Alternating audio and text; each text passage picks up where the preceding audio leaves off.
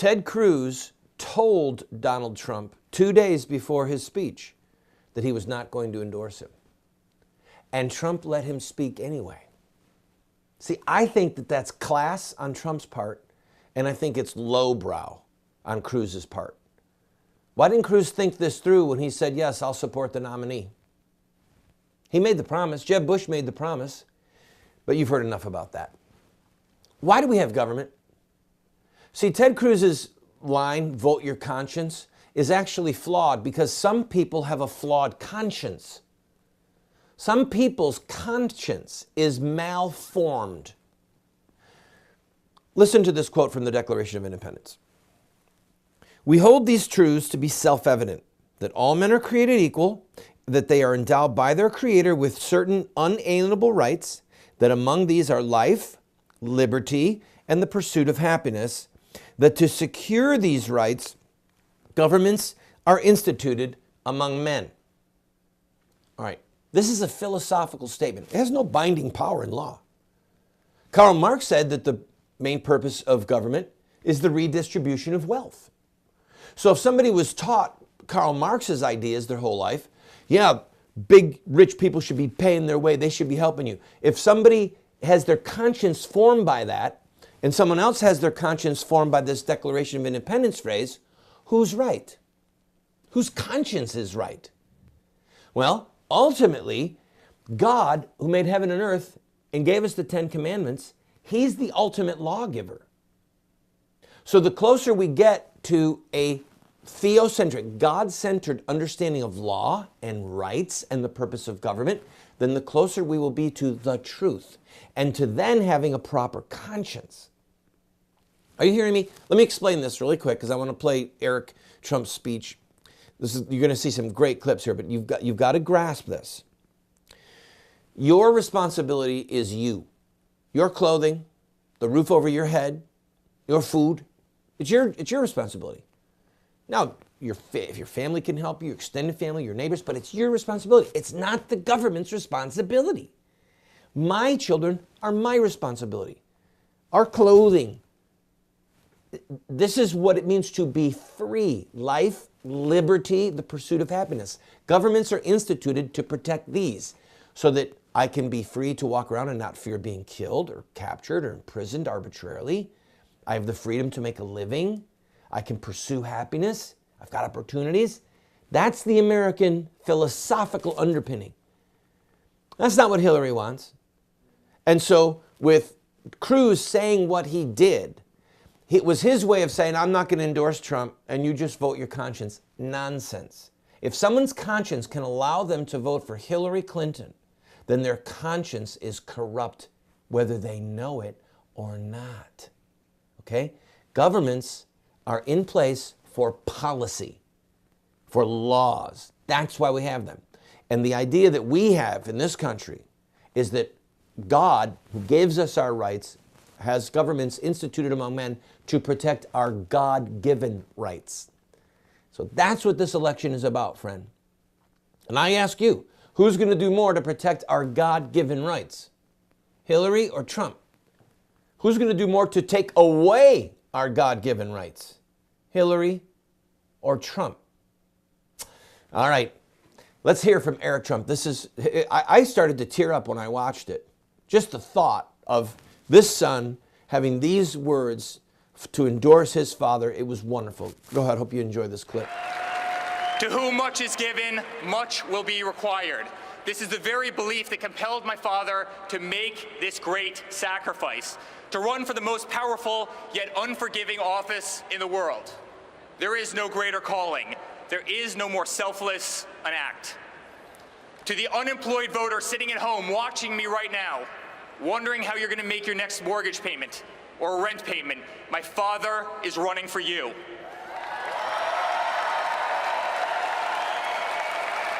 To the veteran tuning into the speech from his or her hospital, who has been ignored and disrespected by an ungrateful system for far too long, my father is running for you.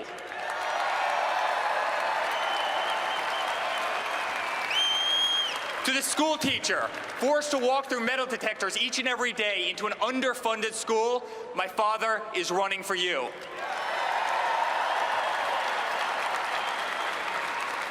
To the laborer watching me right now, forced out of a job by undocumented workers, illegal immigrants, my father is running for you.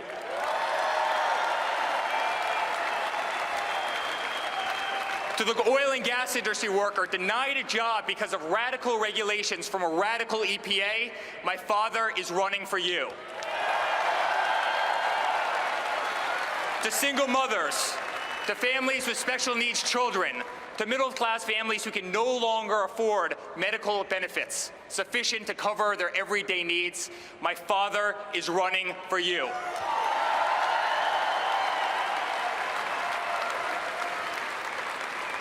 This November, I ask you to be true to yourself and vote for the candidate who you know is running for the right reasons. Vote for the candidate who has never been a politician. Vote for the candidate who has never received a paycheck from our government. Thank you.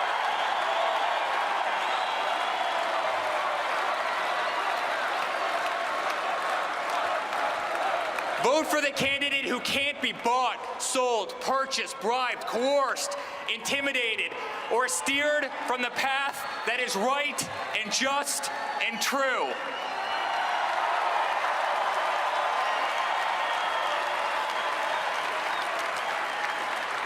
And quite frankly, friends, vote for the one candidate who does not need this job.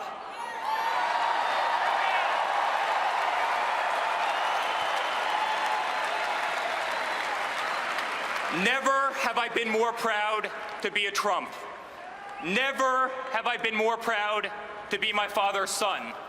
I am incredibly honored to be part of this journey of which he's invited me, Don, Ivanka, Tiffany, Melania, my beautiful wife Laura, our entire family to play such an integral part.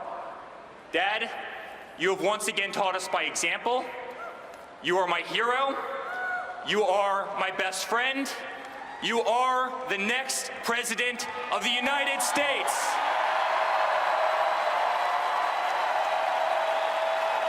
God bless America. All right, I'm going to take a quick break. Congratulations to you, Eric, and Mr. Trump. I'm sure that you're proud of your children and with very good cause. Newt Gingrich coming up and Mike Pence. Boy, Newt Gingrich hits it out of the park regarding the fact that we are, in fact, at war with Islam. Don't go away.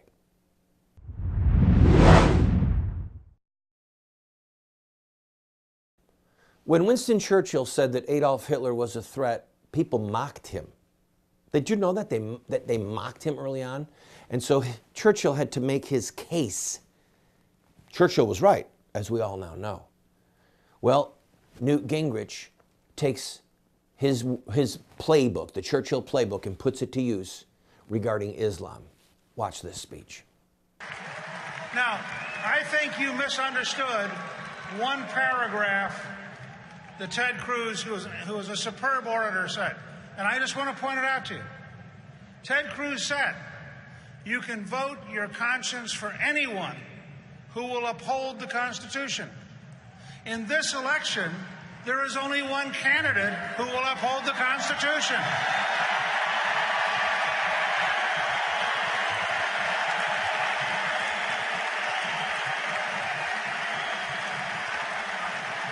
So, to paraphrase Ted Cruz, if you want to protect the Constitution of the United States, the only possible candidate this fall is the Trump-Pence Republican ticket. That way, we have a Republican ticket to implement Republican principles in Washington. Now, we are at war. We are at war with radical Islamists. They are determined to kill us. They are stronger than we admit, and there is no substitute for victory. In contrast to Donald Trump, our national security and foreign policy elites, led by Hillary Clinton, are incapable of speaking with such honesty. While they lie about the threat, we need to tell the truth about the danger. If our enemies had their way, not a single woman in this room could define her future. If our enemies had their way, gays, lesbians, and transgender citizens would be put to death as they are today in the Islamic State in Iran. If our enemies had their way, every person on earth would be subject to conversion by the sword and to a cruel and violent system of law. There would be no individual liberty. There would be no equality. There would be no freedom. If you doubt we are at war, if you doubt that this threat is as real as I say, let me refresh your memory. On Monday, an Afghan refugee in Germany used an axe and knives to slash and wound train passengers while shouting Allahu Akbar. Last week, ISIS claimed responsibility after a Tunisian man drove a cargo truck into a crowd in Nice, France. He murdered 84 people, including 10 children, 3 Americans, and injured over 300 others. 2 weeks ago, almost 300 people were killed and more than 200 were wounded in bombing attacks in Baghdad. 2 days before that, radical Islamists in Bangladesh killed 20 hostages, including 3 American college students. A few days before that, at the Istanbul airport in Turkey, ISIS attackers armed with guns and bombs killed 44 people and injured hundreds more. Last month, a radical Islamist in Paris stalked a French police officer to his home, where he murdered the officer, tortured his wife to death in front of their 3-year-old son, while streaming it all on social media. He was pondering out loud whether to kill the 3-year-old when he was killed by police. 2 days before that, an attacker pledging allegiance to ISIS killed 49 people in an Orlando nightclub and wounded dozens more. All this in just the past 37 days. We cannot let ourselves grow numb to these accumulating atrocities. One analysis estimated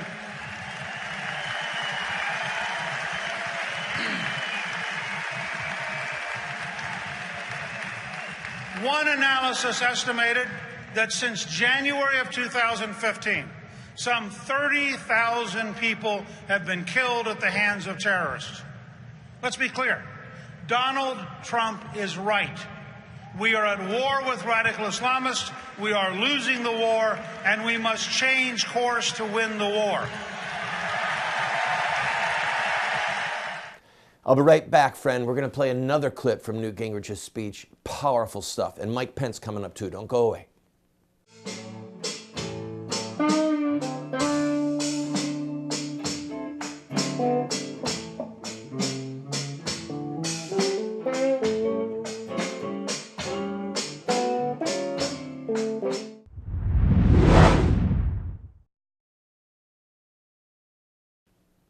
The reason that I say that we are at war with Islam is because Islam, as an ideology, as a philosophy, as a blueprint for the takeover of the world, started by Muhammad, Islam has declared war on us.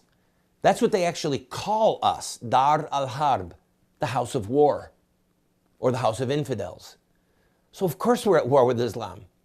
And Newt Gingrich prosecutes that case. Watch this clip from last night. Friend, I'll be right back. Great job, Newt. I'll be right back, and we're going to play some portions of Michael Pence, the vice presidential nominee. Don't go away. Let me be very clear, because I know the news media will do their best to distort this. We have nothing to fear from the vast majority of Muslims in the United States or around the world. The vast majority are peaceful. They are often the victims themselves.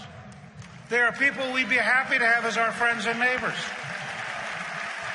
The challenge is when even a small percentage of 1,600,000,000 people support violence against those who disagree with them. That is still a giant recruiting base. For example, Pew Research finds that only 9% of Muslims in Pakistan view ISIS favorably. Unfortunately, 9% is 16 million people. And that's just one country. So the truth is, although we are losing the war with radical Islamists, we have been very lucky. The danger we face is much worse than the horrors that happened in Germany on New Year's Eve when 1,200 women were assaulted. It's worse than what's happening in France, where there are stabbings of Jews in the streets, and the nation's security chief warned recently that Europe is, quote, on the brink of civil war. It's worse than what's happening in Israel, where average citizens fear for their lives whenever they leave their homes. The danger is even worse than September 11th, when 19 hijackers murdered almost 3,000 Americans. The worst-case scenario is losing an American city to terrorists armed with weapons of mass destruction. Instead of losing 3,000 people in one morning, we could lose more than 300,000. Instead of losing 2 great buildings, we could lose block after block after block to a nuclear event. That's not just my view. Back in January of 2001, the Hart-Rudman Commission warned the terrorists, quote, will acquire weapons of mass destruction and some will use them. Americans will likely die on American soil, possibly in large numbers, close quote. 15 years later, the dangers are even greater. In a world where Pakistan has nuclear weapons, where North Korea has nuclear weapons, and where Iran, the world's leading state sponsor of terrorism, is close to having nuclear weapons, this, a catastrophic attack on innocent Americans, is a very real threat. Which brings us to the heart of the matter. We are sleepwalking through history as though this is all about politics. It is not. It is about our safety and our survival as a country. We cannot keep in place the people and the systems that have brought us to this point and that lie to us every single day about the threat. That is why every American should be terrified at the prospect of a Hillary Clinton presidency. Hillary Clinton has been right at the center of this dishonesty. We know this administration and its allies lied to us about the Iran nuclear deal. We know it because they openly bragged about it to the New York Times. We know that Hillary Clinton lied to us knowingly about the terror attack on our Benghazi consulate. We know that Hillary Clinton and President Obama lie to the American people when they say they can safely screen the Syrian refugees. They cannot. And yet, Hillary wants to increase the number by 500%. So when you hear about Hillary's dishonesty, of the emails, or taking millions from the Saudis and other Middle Eastern dictatorships, remember, this is not about politics. The cost of Hillary's dishonesty could be the loss of America as we know it.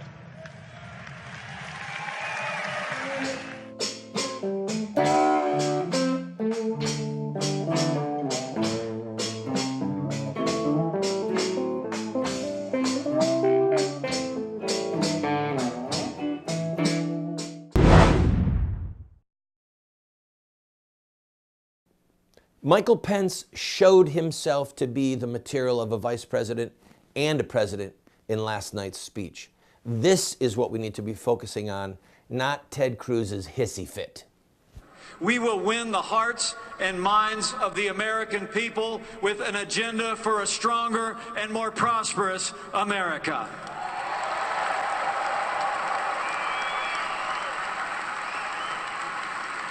Now,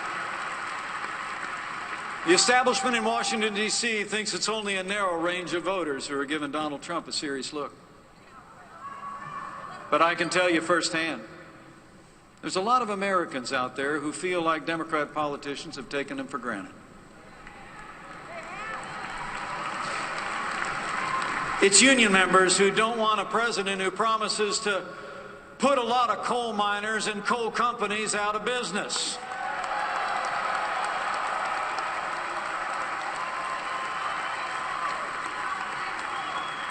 Those miners want an American energy policy, and they know that Donald Trump digs coal.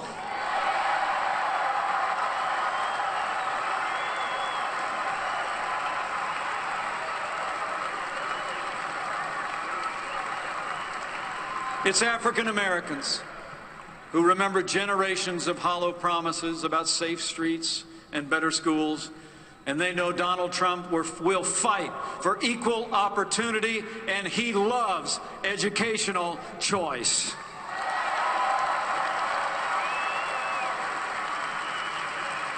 And it's Hispanic Americans who respect the law, want jobs and opportunities for their families, who know that Donald Trump will uphold the law and get this economy moving for every American.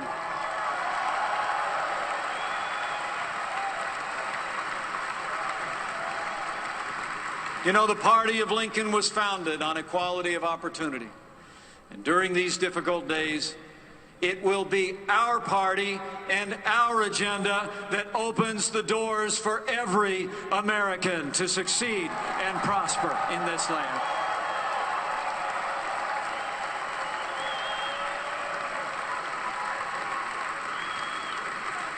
You know, in so many ways, the Democratic Party has abandoned those it used to protect. Maybe they become too entrenched in power, so comfortable at times that they lose patience with the normal legislative process. It's so much simpler to impose their values by executive order or court action. And make no mistake about it, Hillary Clinton has some big ideas along those lines, too.